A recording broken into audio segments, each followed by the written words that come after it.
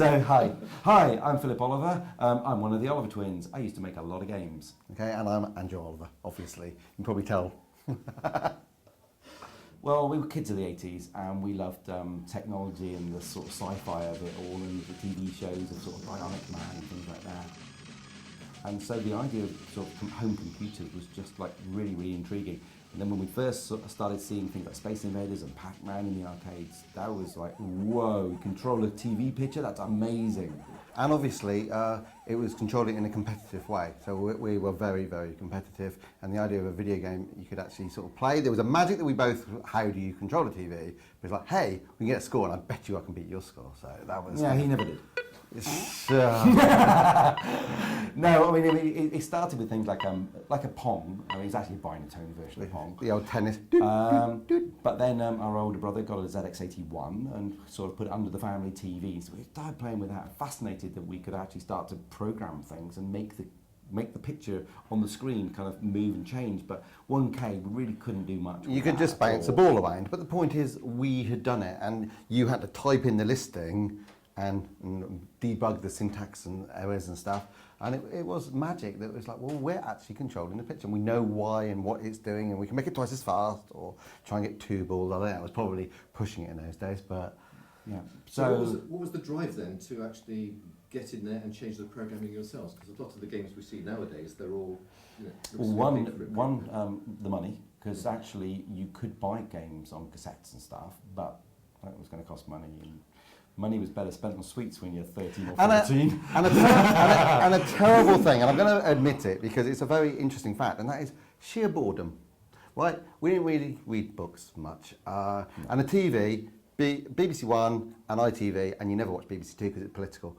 It was just news. And you just got really bored. And it's like we had a sort of toy here that we could play with, but we weren't buying the games because they were expensive and stuff, and we were just using it ourselves. And the reason I want to bring that up is because nowadays, and my son's been doing some programming, and I just do not know how this generation, surrounded by all the technologies and free games on the PC and Netflix and everything else, actually get a point where they just go, no, I'm going to start. And also, what we were aspiring to then, we were trying to copy Space Invaders or Pac-Man, right? Something that's completely within your grasp.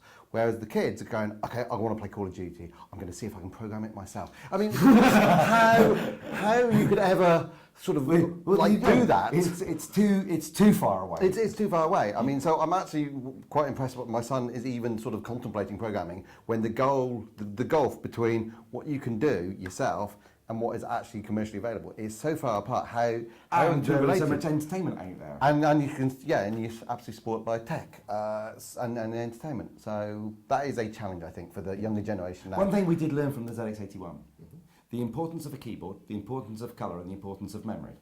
So we went and bought a Dragon 32.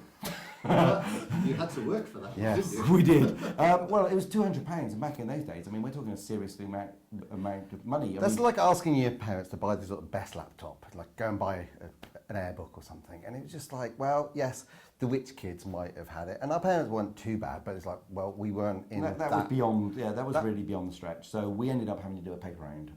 3 papers for 4, 5, 6 months. They were heavy papers.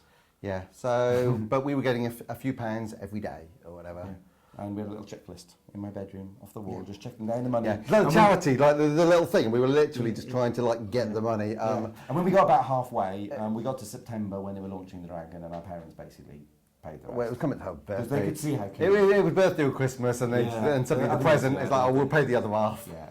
So but when you were starting off, we could give her the paper round then. When you were starting off with the ZX81 and doing the programming, and then you went on to the Dragon, presumably there were different languages, etc. Actually, both basic. It's all basic. Yeah, I mean, the Sinclair had a very weird coding system so that you couldn't actually type the word, you just got the word when you sort of shift. In fact, no, the ZX81, I think you could type each letter. It was a spectrum where you went to full words. But it was basic at the end of the day, and I still think basic is a fantastic entry-level language. And the entry-level language now should be Scratch. I mean, everybody should learn Scratch. I have to say, it's absolutely amazing. It's so easy to make tiny little games. That's the entry level now. That's the entry level now, and I actually think that that's a massive education. If you never intend to even go down the idea of like writing games or anything, You should learn it at school simply because you know how a computer fundamentally works. And you have an appreciation for what it's doing. Did you have an artist friend or whatever came and did the No. stuff? We didn't really need an artist friend because in those days the The computers pixels were so large, They were so with large. so few colours. that you could sort of draw it Get yourself. away And with it. frankly, I mean, to draw a Pac-Man maze or something like that was not very difficult. Well, actually, it was difficult to actually plot single pixels because there were no real art packages. So we started by making a package which could allow us to draw things on the screen. And That was easy art. That was, yeah, one of the first things we did was an art package. because you just turn the computers on, they just give you a cursor, and what do you want to do? And yes, you could say load game, but the idea of loading an art package or something like that is like, well, that's not sort of, they didn't exist I'm on not sure those they things. existed, and even if they existed, they would have been very expensive and probably not stocked locally or easily anyway, because they were so little demand. So for we that sort just, of thing. so we used to do it ourselves, but for the in-game graphics. But the other thing is, we were trying to make maps, and they were generally on repeated blocks because you've hardly got any memory at all. So you're drawing tiny little cells, either 8 by 8 pixels in a single colour, just choosing which colour you want, if you had that luxury, or 16 by 16. But you've got to make sure that they join in their tile. So it was more of a mathematical, logical thing rather than an art. Obviously, at the end of the day, you wanted it to look like a tree, but Or a Pac-Man maze or whatever. yeah. And at that age, were you doing this, well, A, for yourselves, but also with your friends? Who was your main audience at the time?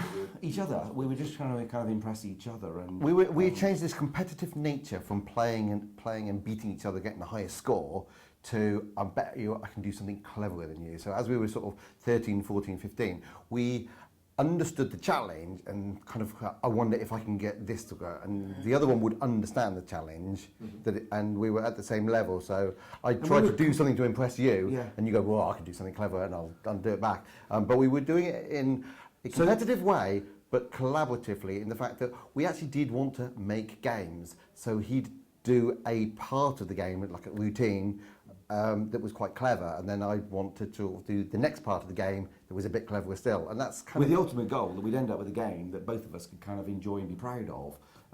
But we quite quickly thought, hey, these are actually getting quite good now, so let's see if we can impress a few friends. So a couple of friends at school were slightly interested in computers. You try and get it under their noses. They weren't that impressed. There was a lad down the road who ended up doing some of our music for us and writing a music driver for some of our early games. He was quite impressed. He thought it was quite good. But then, obviously, we entered the TV competition. Well, actually, we did a type-in listing first. So what was the TV competition then? The TV competition is the Saturday show. and the TV was latching onto the fact that kids were like playing computer games. I mean, and then it was very, very rudimentary. It was just the Pong game that you could buy for under the home TV, the very early and Atari. You had just about had the Spectrum release and things like that. Yes. So people were playing games. So it was a design a game competition. But For not kids. only did we design one, we actually programmed it as well. On the BBC Micro. And we sent it in, and we were chosen by Chris Palmer, who's here today. You just pulled us away from chatting to him. And he chose us as first prize. We went to be on TV. Computer competition winners, Philip and Andrew Oliver from Trowbridge in Wiltshire. Where are they? Come on down, you guys. Let's have a look. Why don't you go? Why not go either side? One either side. That's it. Somebody over with Chris. You come over here with me. That's it. That's splendid. Which is which? I'm Andrew. I'm Philip. Andrew and Philip. All right. Why did you actually write it, and what was the basis for it? Well, a lot of people have been trying to write arcade games in BASIC, which are far too slow, and we really thought we couldn't get one sort of a high enough quality, so we had to turn to a slow game, sort of more family game, and we came up with this idea after playing some board games. Okay, I mean, how did you actually go about designing the game and actually putting it into the computer? Do you have any problems as you put it together? Well, I wrote it on paper, and my brother typed it in. We tested it, found hundreds of mistakes, and after sort of a week of work, we managed to iron most of them out. Great. You've got to try and get each player into the middle, and you're only allowed to turn a corner at the end of a dice shake or when you hit a wall. What are these guys' prizes anyway? And I know that everybody will be green with envy. They got a nice computer of their own at home, so we said, why don't you choose another prize? And you've decided to go for what's called a high-resolution monitor, whatever that is, for goodness sake. I suppose you lot know. Sounds like something who collects the rubbers at the end of class. But anyway, a high-resolution monitor, and also the possibility that top manufacturers Commodore are going to market your game and it'll actually appear on the high street. So once again, congratulations to the winners of our computer competition, the Olivers! First prize on a national TV show. That gave us such a boost of confidence. We were definitely labelled as the geeks on TV. I guess it's like somebody turning up on X Factor and then sort of like a school kid turning up on X Factor and then going to school, that they will always be kind of known for that. So we were just known as the guys that write the games. And yeah, we spent all the evenings writing the games. At school, BBC Micros turned up in the maths department. It wasn't in the curriculum, but whoever was funding put all these things. And the maths teacher came to us and said, these have turned up, I don't know what to do with them. You guys, you know about computers. Yeah. So we set up a computer club. So we set up a computer club, and any kids who were interested in writing games could come and see us at lunchtimes. And so we'd use them for focus testing. So we go, oh, we've got a new game here. Yeah, unfortunately, quite often it was like, I prefer Elite, I prefer Revs, I prefer Sentinel. And it's like, yeah, we're not up to... No, but we did take it quite seriously as well, because I do remember trying to teach people, because we would actually sort of write, I don't know, drawing line routines or sprite routine, get it really, really neat code, and then take it in the next day and explain and line through with sort of a group of our friends going, this is how it all works. And we did it all properly. We really tried. And did you manage to transfer that sort of inspiration or that interest in... into other people? Well, I mean, there are lots of people to this day that sort of are in the industry. I mean, well, we've just met a few here at the museum who were friends of ours at the time, who have gone on to, I mean, Ivan Link, who we used to play his dad's Apple machine all the time and play Pac-Man. Who was in our computer club at school. We ended up getting him a job at Codemasters. He worked there for about 10 years. He's then gone into security programming and cyber security side of things. Raspberry Pi. He worked on the Raspberry Pi. He's done a year on that. So yeah, and other people like John Paul, who he wrote a music driver for us. He's then spent the rest of his life in the tech industry. So the friends that we've kept in touch with, I'd say pretty much all of them are in the tech industry somewhere. Yeah, they're in tech. Some of them are programming. Yeah. I mean, well, your best man, he's cyber security.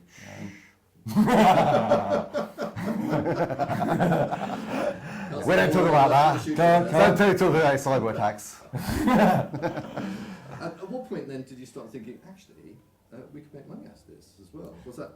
Well, to be honest, it was a hobby, and it was fun to it was very cool to sort of see your stuff sort of on the shelves. The biggest buzz was going to Woolworths and W.H. Smith's and John Menzies and seeing our games on the shelves when we were still at school, as school kids. And occasionally, you just used to stand there and you'd see sort of kids coming in and picking up your game and they go, "Hey, Mum, this looks quite good. Can we buy this?" And you follow them through. You get quite a buzz out. And it's like, and I remember doing that quite a few Saturday mornings. Just going, I just want to loiter in W.H. Smith's. We loiter on YouTube these days. Yeah. Because you can actually, and in fact on Twitch, because actually you can watch people play Sky Saga whilst talking about their experience and go, "Oh, I love the way it does this, and I love that, and I wonder what's around here." And you can just chip in when it's Twitch. You can just chip in and go, "I think you might want to do this." And it's like, "Hey, looks like one of the devs is on board. Hey, looks like one of the devs is watching me." Yeah, no, but we just used to get such a buzz, and it wasn't about the money. The only way in which it was about the money is because we wanted the next computer, because the next computer was always better. Yeah, and we had bills. I mean, so going to business meetings and stuff when we were in the sixth form, we had to get to them. So that was either trains or a car and petrol. I heard the first cars you had were Ferraris. Is that true? Yeah, right. A silver Datsun Cherry with more rust than metal. It was a funny thing that people...